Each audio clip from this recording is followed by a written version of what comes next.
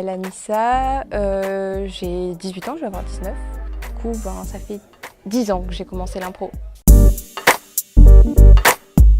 Dans les activités qu'ils proposaient à l'école primaire, il y avait théâtre d'improvisation. Du coup, j'ai testé.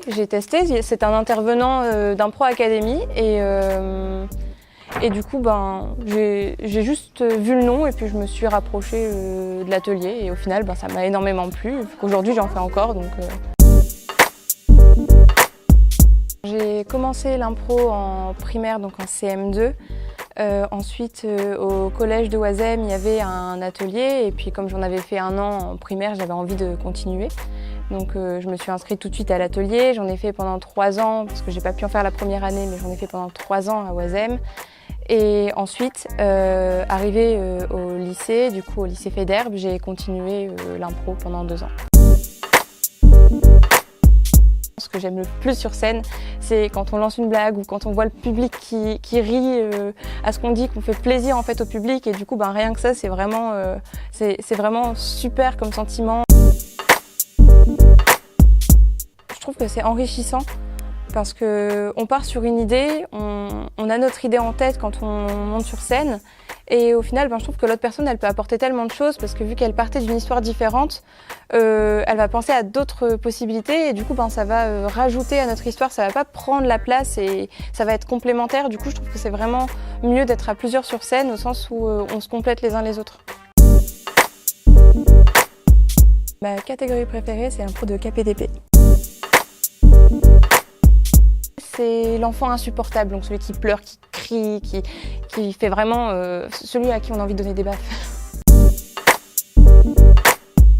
J'hésite entre la colère et la tristesse, parce que c'est vraiment les émotions fortes et assez négatives, mais je trouve qu'en comédie, ça rajoute toujours un petit peu de...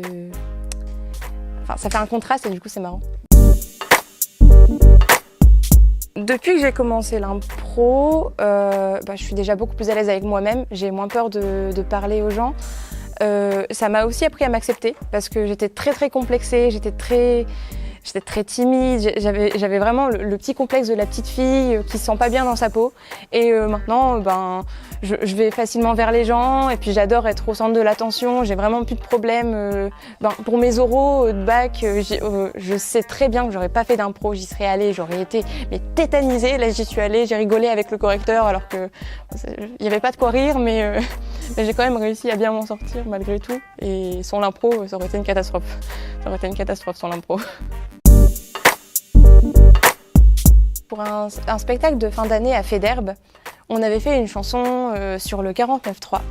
Et pendant toute la fin de l'année, quand on nous croisait dans les couloirs, tout le monde nous l'a chantée.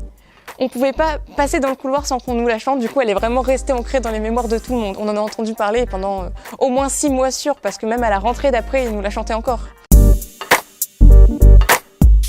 Ce qui me ferait vraiment plaisir, c'est que le projet qui a été lancé dans les collèges soit vraiment étendu, que tous les collèges puissent bénéficier d'un atelier d'improvisation pour que tous les jeunes puissent bénéficier de cette opportunité de faire tomber tous leurs complexes et puis vraiment pouvoir être eux-mêmes en toutes circonstances.